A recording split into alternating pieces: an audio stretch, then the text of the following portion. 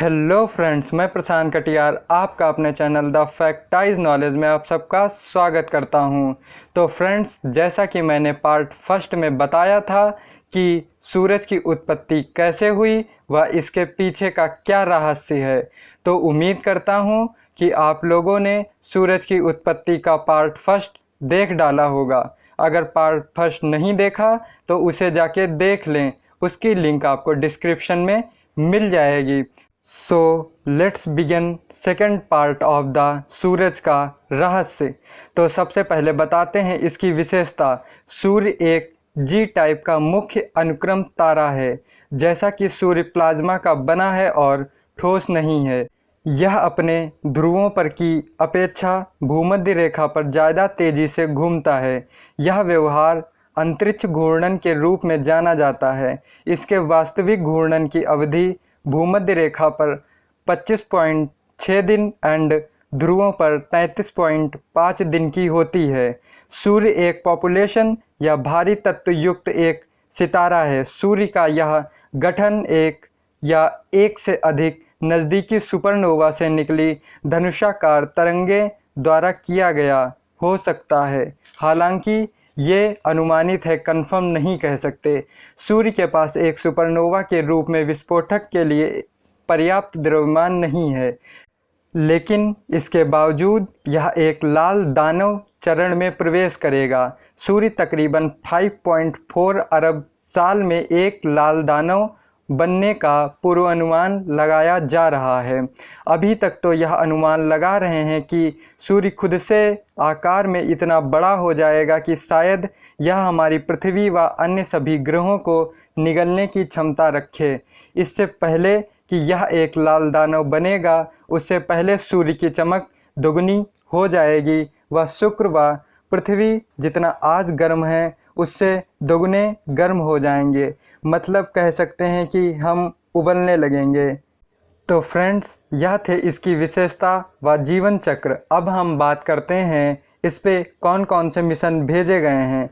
तो सर्वप्रथम सूर्य पे जो मिशन भेजा गया था वह नासा के द्वारा भेजा गया था, जिसमें पायनियर 5, 6, 7, 8 और 9 थे। यह 1959 यानी कि 1959 और 1968 के बीच प्रक्षेपित हुए थे। इन यानों ने पृथ्वी और सूर्य से समान दूरी की कक्षा में सूर्य की परिक्रमा करते हुए और वायु और सौर चुंबकीय क्षेत्र का पहला विस्तृत मापन किया। पायनियर 9 विशेष रूप से लंबे अरसे के लिए संचालित हुआ और मई 1983 तक डेटा संचरण करता रहा। लेकिन 1970 के दशक में दो अंतरिक्ष यान हेलियोस और स्काईलैब अपोलो टेलीस्कोप माउंट ने सूर्य व सौर कोरोना जो सूर्य के बाहर की परत होती है उसे कोरोना कहते हैं, के महत्वपूर्ण नए डेटा वैज्ञानिकों को प्रदान किए। हेलियोस फर्स्ट और सेकंड यान अमेरिकी जर्मनी सहायकारी थे। 1973 में स्काईलैब अंतरिक्ष स्टेशन नासा द्वारा प्रक्षेपित हुआ। इसने अपोलो टेलीस्कोप माउंट कहे जाने वाला एक सौर वेधशाला मॉड्यूल शामिल किया, जो कि स्टेशन पर रहने वाले अंतरिक्ष यात्रियों द्वारा संचालित हुआ था। स्काईलैब ने पहली बार सौर संक्रमण क्षेत्र का तथा सौर कोरोना से निकली पराबैंगनी उत्सर्जन की संबंधित निरीक्षण किया। 1980 में सोलर मैक्सिमम मिशन नासा द्वारा शुरू किया गया था। यह अंतरिक्ष यान उच्च और गतिविधि और सौर की चमक के दरमियान गामा किरणें, एक्स किरणें और सौर ज्वालाओं से निकली पराबैंगनी विकिरणों के निरीक्षण के लिए रचा गया था। प्रक्षेपण के बस कुछ ही महीने बाद, हालांकि किसी इलेक्ट्रॉनिक खराबी की वजह से यह यान जस की तस हालत में चलता रहा। उसके अगले 3 साल इसी निष्क्रिय अवस्था में बिताए। 1984 में space shuttle challenger mission STC-41C ने उपग्रह को सुधार दिया। कक्षा में फिर से छोड़ने से पहले इसकी इलेक्ट्रॉनिक की मरम्मत की। पृथ्वी के वायुमंडल में पुनः प्रवेश से पहले सोलर मैक्सिमम मिशन ने मरम्मत पश्चात सूर्य कोरोना की हजारों छवियां अधिग्रहण यानी कि ले लिया था।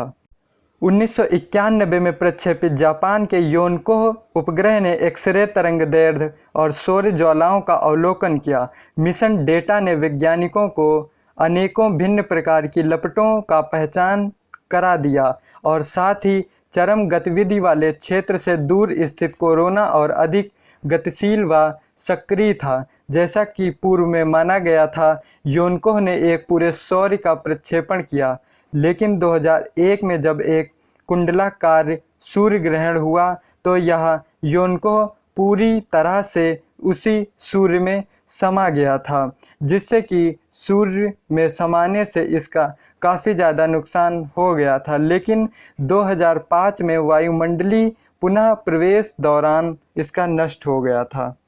आज तक का सबसे महत्वपूर्ण मिशन सोलर एंड हेलियोस्फेरिक ऑब्जर्वेटरी रहा। 2 दिसंबर 1995 को शुरू हुआ यह मिशन यूरोपीय अंतरिक्ष एजेंसी और नासा द्वारा संयुक्त रूप से बनाया गया था। मूल रूप से यह 2 वर्षीय मिशन था, लेकिन यह इतना उपयोगी साबित हुआ कि इसका अनुवर्ती मिशन सोलर डायनेमिक्स ऑब्जर्वेटरी फरवरी 2010 में शुरू किया गया था। यह पृथ्वी और सूर्य के बीच लॉन्ग्रिगियन बिंदु, जिस पर दोनों ओर की गुरुत्वीय खिंचाव बराबर होता है, वहां पर स्थापित हुआ। सोहो ने अपनी प्रक्षेपण के बाद से अनेक तरंगदैर्ध्य व सूर्य की निरंतर छवि प्रदान की है। इन सभी उपग्रहों ने सूर्य का प्रक्षेपण काफ़ी बाखूबी से किया था। फिर उसके बाद में यूलिसिस यान सूर्य के ध्रुवीय क्षेत्रों के अध्ययन के लिए 1990 में प्रक्षेपित हुआ था। इसने सर्वप्रथम बृहस्पति की यात्रा की। इससे पहले इसे क्रांतिवृत्त तल के ऊपर की दूर की कक्षा में बृहस्पति के गुरुत्वीय बल के सहारे ले जाया गया था। संयोगवश यह 1994 की बृहस्पति के साथ धूमकेतु सुमेर लेवी 9 की टक्कर के निरीक्षण के लिए अच्छी जगह स्थापित हो गया था। एक बार यूलिसिस अपने निर्धारित कक्षा में स्थापित हो गया, फिर इसके बाद इसने सूर्य का काफ़ी अच्छे से निरीक्षण किया।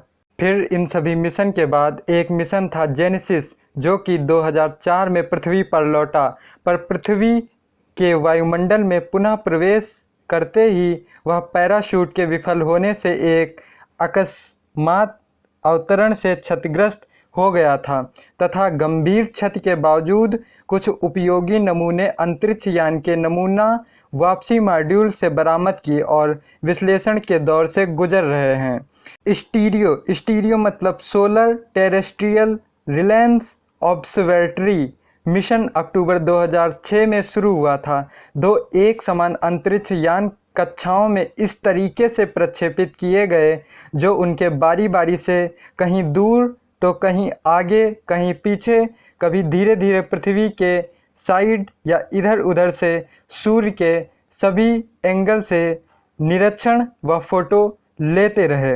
तो यह सारे मिशन हैं जो कि अभी तक सूर्य पर भेजे गए थे। तो शायद अब आपके मन में यह ख्याल आया होगा कि क्या इसरो ने एक भी अपना मिशन नहीं भेजा? तो जी हाँ, ऐसा ही है। इसरो ने अभी तक अपना एक भी मिशन सूर्य पर नहीं भेजा। इसरो ने अपना एक आदित्य L1 नाम का एक मिशन की तैयारी कर रहा है। यह जनवरी 2008 में अंतरिक्ष अनुसंधान के लिए सलाहकार समिति द्वारा अवधारणा किया गया था।